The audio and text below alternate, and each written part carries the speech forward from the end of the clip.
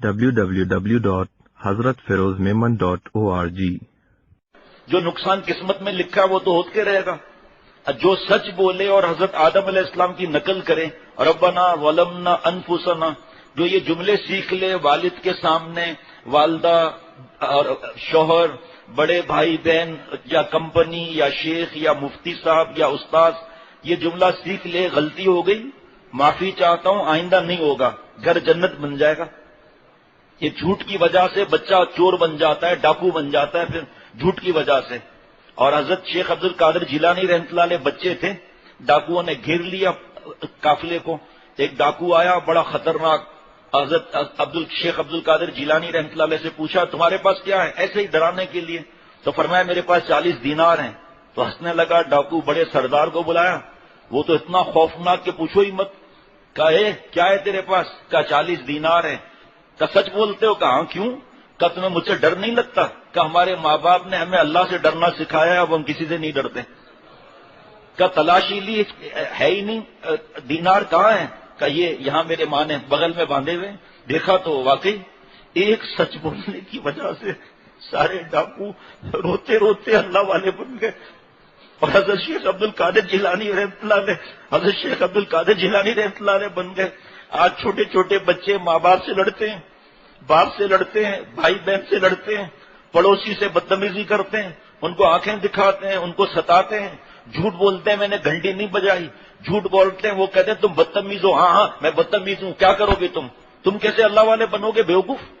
تمہیں یہ کہنا چاہیے کہ آنٹی وانٹی کی ضرورت نہیں، خالہ اماں پھپھی اماں بچے ہو آپ، مجھے معاف کر دیں، آئندہ نہیں ہوگا.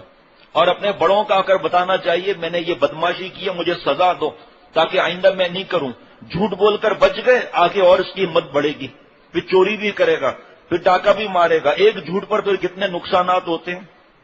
سچ سچ بتائے، اس کے گھر جائے اپنے بڑے کے ساتھ اور کہ خالہ آپ میری ماں کے برابر ہیں، مجھے معاف کر دیں، میں نے آپ کو تکلیف پہنچائی، میں گناہ گار ہو جاؤں گا، اس کی اذیت دوں گا، اس کی بددعا لگ جائے گی، میری ٹانگ ٹوٹ جائے تو، میں اندھا ہو جاؤں تو، میرے گردے فیل ہو جائے تو، میرے پر ٹرک چڑھ جائے تو، آپ کی بددعا آسمان پر جائے گی تو میں تو مر جاؤں گا.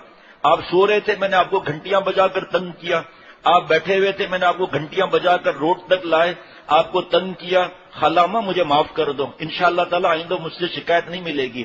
روڈوں پر جانا تو کیا تمہیں کیا معلوم تمہیں کوئی اٹھا کر لے جائے، پھر ہاتھ توڑ کر کسی درگاہ کے اگر ڈال دیں گے، مندر کے آگے کہیں پر ڈال دیں گے جا کر.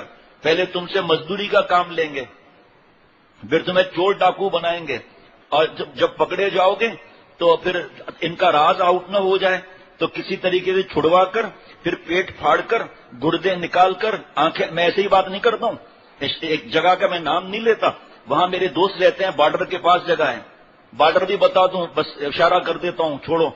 بس اس بارڈر کے پاس پہاڑی سلسلہ ہے، تو وہ بتاتے ہیں جب ہم دیکھتے ہیں گدھ نظر آ رہے ہیں جو لاشوں کو نوچ نوچ کے کھاتے ہیں، تو ہم جب جاتے ہیں کبھی بچہ کبھی جوان، اس کی آنکھیں نکلی ہوئی، گردے نکلی، بیچ دیتے ہیں یہ لوگ، اور لاش کو چیل کوے کھا رہے ہیں. ادھر مار ہو رہی ہے، باپ رو رہا ہے، سب بیمار ہو گئے بچے کے بغیر.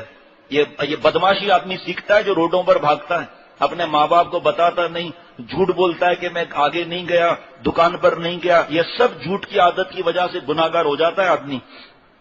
احادیث مبارکہ میں بھی جھوٹ سے بچنے کی بہت زیادہ تاکید کی گئی ہے، حتیٰ کہ روایت میں آتا ہے کہ مومن کے اندر بری عادتیں تو ہو سکتی ہیں، سنیے، لیکن جھوٹ جیسی عادت نہیں ہو سکتی، جس سے معلوم ہوا کہ جھوٹ بولنا مومن کا کام نہیں، بلکہ حدیث شریف میں نفاق کی علامت بتایا گیا.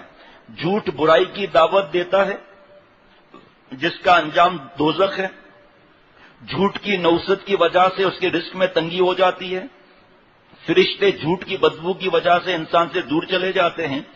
اس لیے مذاق اور خوش طبعی میں بھی جھوٹ بولنا جائز نہیں، اور جھوٹ ہی در حقیقت برائیوں کی جڑ ہے اور آدمی کو کفر اور نفاق تک پہنچا دیتی ہے.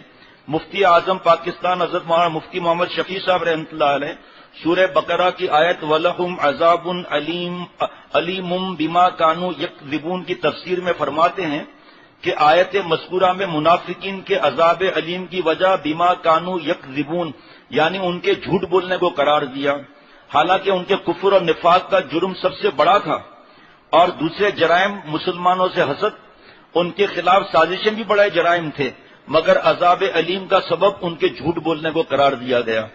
آج سے میں اور ہم سب توبہ کر لیں اور سچ بولنے کی عادت ڈالیں۔